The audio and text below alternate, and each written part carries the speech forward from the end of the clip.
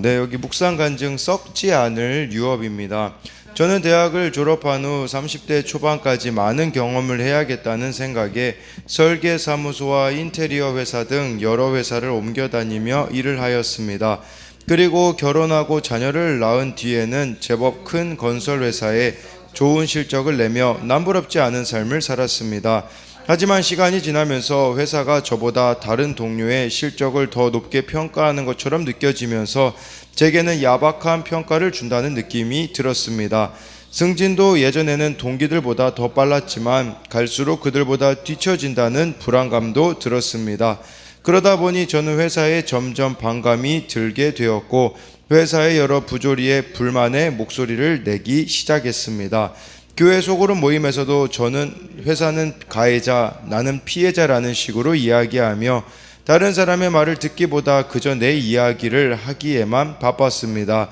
급기야 소그룹 리더의 격려와 설득에도 불구하고 회사에 사표를 내고 다른 회사로 이직을 했습니다. 하지만 호기롭게 이직한 회사에서 권고사직을 받고 이후 재취업에 어려움을 겪으며 고난을 겪게 되었습니다. 그러자 성경 말씀이 주님이 저에게 주시는 음성으로 들리기 시작했습니다. 그 후 저는 건설회사 계약직 사원으로 취직을 하게 되었습니다.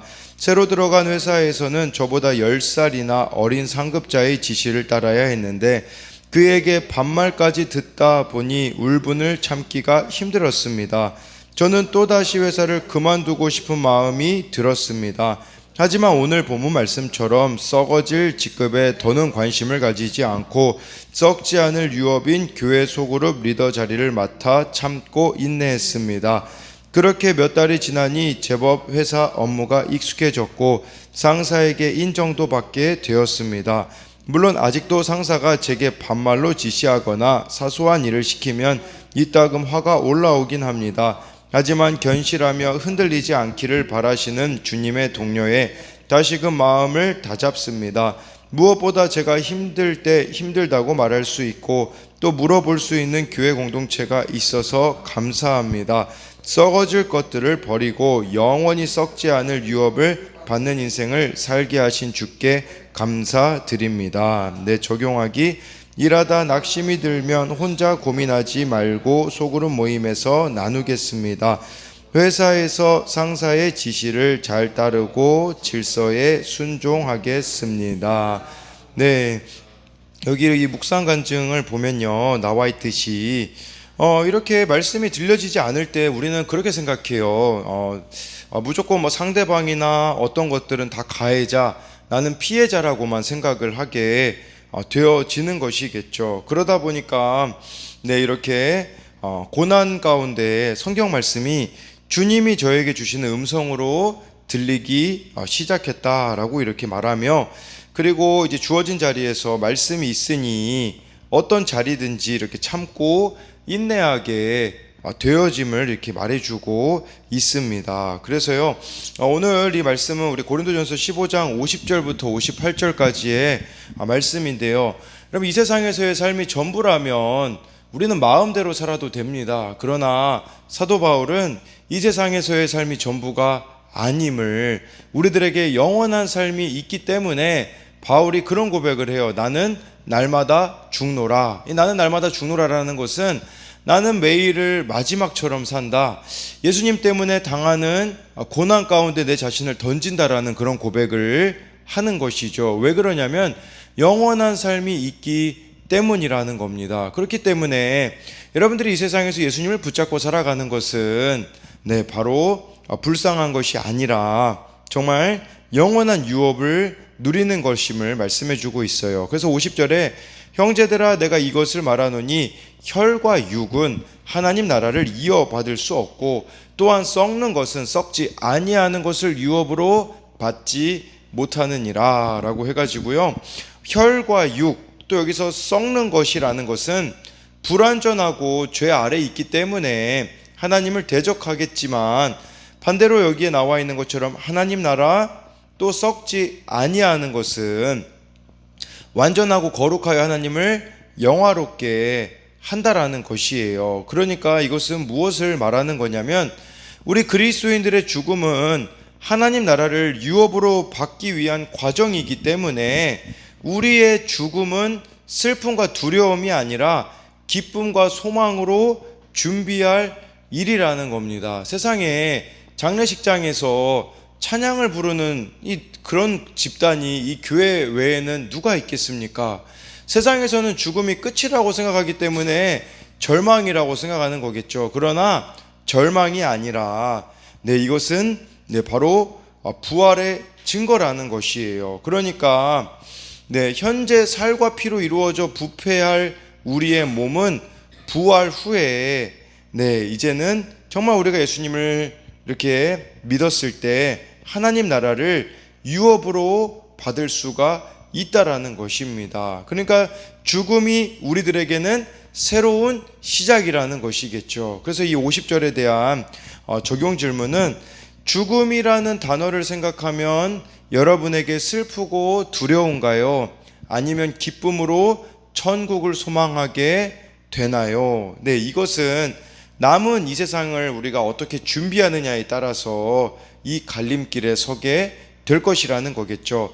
51절에요. 보라, 내가 너희에게 비밀을 말하노니 우리가 다 잠잘 것이 아니요 마지막 나팔의 순식간에 홀연히 다 변화되리니 라고 해가지고요, 죽음이 끝이 아니라고 말씀해 주고 있습니다. 그리고 여러분, 이것은요, 마지막 나팔에 홀연히 변화된다라는 것은 예수님이 이 땅에 다시 오시겠다라고 말씀하셨거든요.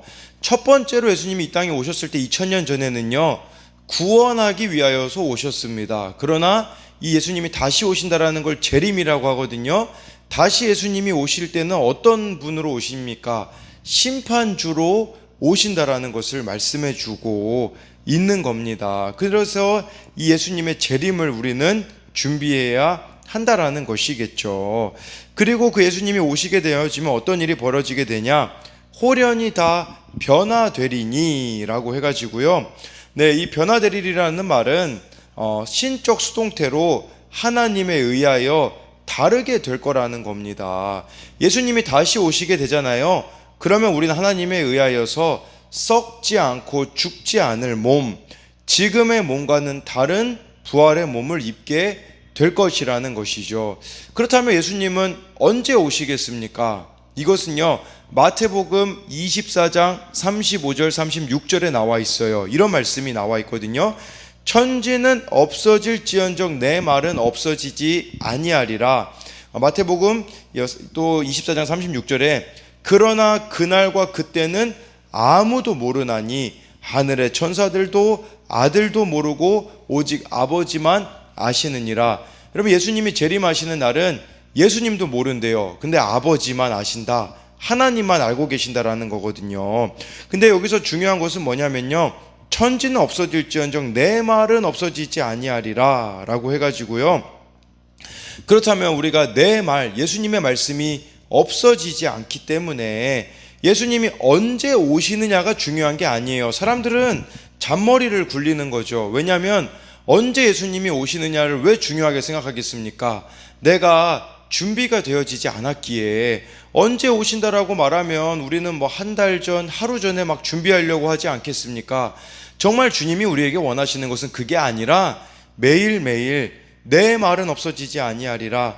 정말 이 성경 말씀은 없어지지 않기 때문에 매일매일 이 말씀 가운데 내 자신을 비추며 깨어있는, 매일매일을 마지막처럼 살기를 원하신다라는 것이라고 할 수가 있는 것이겠죠. 그래서 이 51절을 보면서 할 수 있는 적용 질문은, 나는 오늘 예수님이 오신다고 해도 예수님을 맞이할 준비가 되어 있나요? 아니면 여전히 준비 중이라며 끊어내지 못하고 있는 죄의 모습이 있지는 않나요?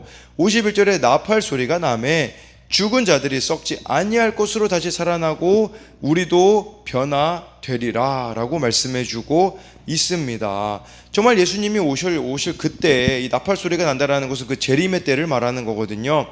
그때 예수님을 이 세상에서 전부로 여기며 살아갔던 자들은요, 다시 살아나게 될 것임을 말씀하고 있습니다. 53절에 이 썩을 것이 반드시 썩지 아니할 것을 입겠고 이 죽을 것이 죽지 아니함을 입으리로다 라고 이렇게 말씀하고 있는 것이겠죠. 근데 여기서 뭐 입겠고 입으리로다라고 표현을 했는데 원어로 보면요 뒤덮는다라는 의미가 있더라고요. 그러니까 썩지 아니할 것이 썩을 것을 뒤덮고 죽지 아니할 것이 죽을 것을 뒤덮는다라는 것을 이렇게 말씀해 주고 있는데, 그렇기 때문에 예수님을 믿는 우리들은 이 썩을 몸을 경히 여기거나 포기해서는 안 되고 그 몸이 변화될 것이기 때문에 지금 주어진 우리의 이 육체를 소중히 여기고 그 몸을 가지고 하나님께 영광 돌리는 삶을 살아가야 한다라는 거예요. 그렇기 때문에 바울은 갈라디아서에서 내 몸에 예수의 흔적을 가졌노라 이런 고백을 해요. 이게 무슨 말이냐면요, 예수님 때문에 내가 당한 고난과 예수님 때문에 당한 그런 것들이 나중에는 영광이 될 거라는 거겠죠. 그러나 반대로 이 육체를 내 마음대로 사용하게 되어진다면 우리는 심판을 당할 수밖에 없다라는 것이에요. 우리에게 주어진 이 육체, 우리에게 이 주어진 삶을 정말 하나님께 영광 돌리는 삶으로 주어진 삶 가운데 살아가야 한다라는 것이겠죠. 그래서 이 53절에 대한 적용 질문은 내가 아직도 부활을 온전히 믿지 못하기에 이 세상에 매여 집착하고 있는 것은 무엇이 있습니까? 아직 내가 끊어내지 못하는 그런 것들은 무엇이 있는지를 물어보고 있는 것이에요. 54절에 이 썩을 것이 썩지 아니함을 입고 이 죽을 것이 죽지 아니함을 입을 때에는 사망을 삼키고 이기리라고 기록된 말씀이 이루어지리라. 기록된 말씀이 이루어진다고 하는데 이 말씀은요 이사야 25장 8절을 바울이 인용한 거예요. 사망을 영원히 멸하실 것이라 주 여호와께서 모든 얼굴에서 눈물을 씻기시며 자기 백성의 수치를 온 천하에서 제하시리라. 여호와께서 이같이 말씀하셨느니라 라는 겁니다. 이것은 무슨 뜻이냐면 더 이상 사망이 효력을 발휘하지 못한다라는 겁니다. 그러니까 사망이 삼킴을 당함으로 예수님의 생명으로 인하여 우리는 승리하게 된다라는 것입니다. 그렇기 때문에 정말 주어진 이 땅에서 우리는 지금 언제 주님이 오실지 몰라요. 근데 그 징조들은 있잖아요.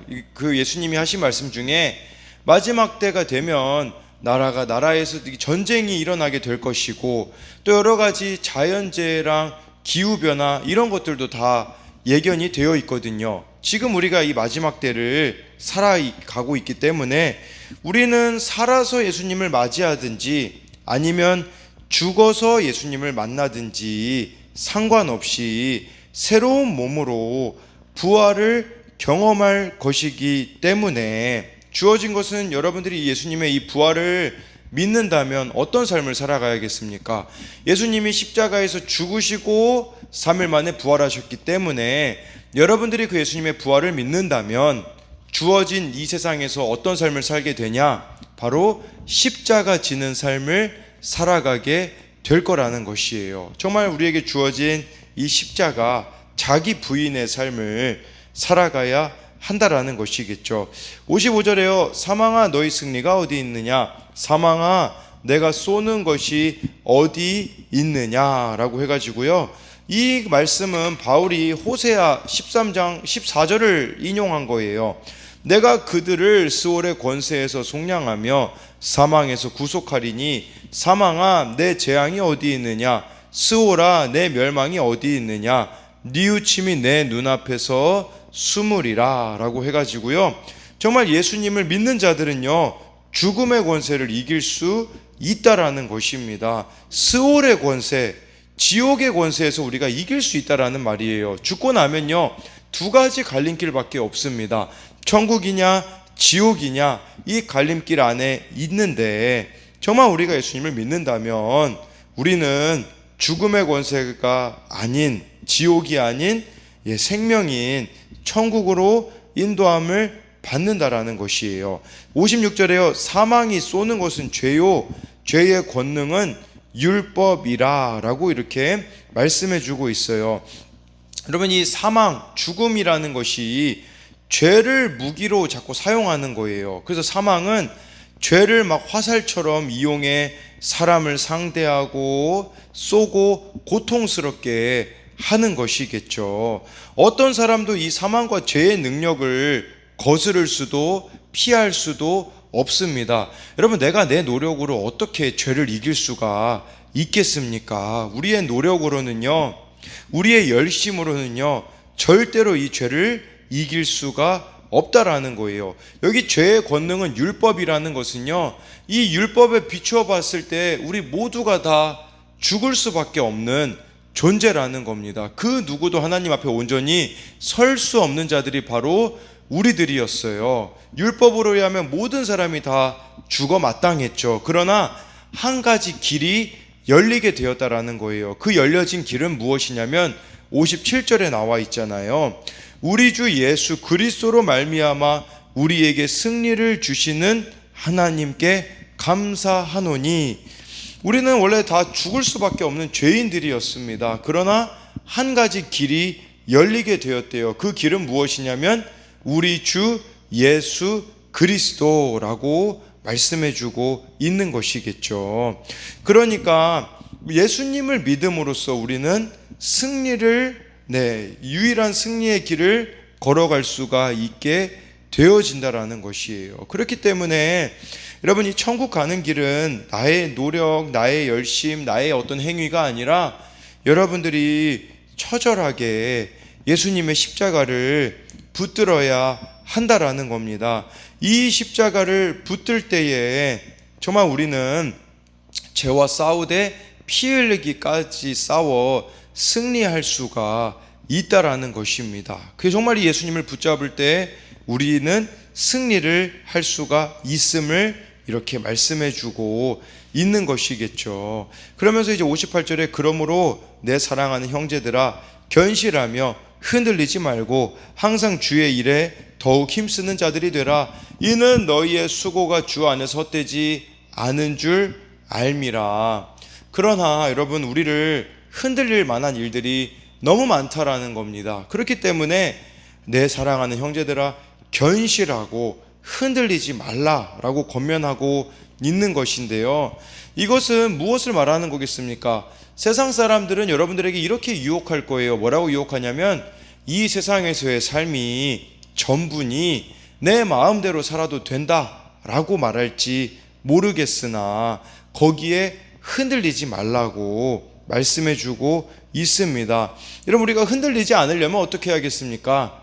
먼저 첫째는 이 고린도전서를 누가 썼냐면 사도 바울이 고린도 교회에게 쓴 편지이기 때문에 여러분들이 흔들리지 않으려면 말씀으로 내 삶을 붙들어줄 바울과 같은 영적 지도자가 여러분들 곁에 있어야 합니다.